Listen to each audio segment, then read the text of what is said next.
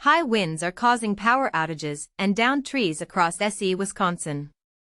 A high wind warning remains in effect until 4 p.m. as We Energies reports widespread outages, with Waukesha and Milwaukee counties hardest hit. Gusts have reached up to 60 miles per hour in the Milwaukee area. A winter storm watch is in effect from Saturday evening through Monday afternoon and is expected to be upgraded to an advisory or winter storm warning within the next 24 hours. The We Energies outage map shows the counties most affected: Waukesha 23,235 outages, Milwaukee 21,263, Racine 4,986, Washington 5,540, Ozaukee 4,684, Kenosha 6,340, Sheboygan 477, Fond du Lac 823. Saturday should be best day, with lighter winds and dry conditions.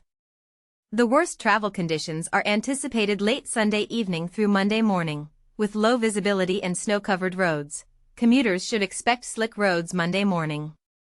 Rain, sleet, snow, and winds are forecast this weekend.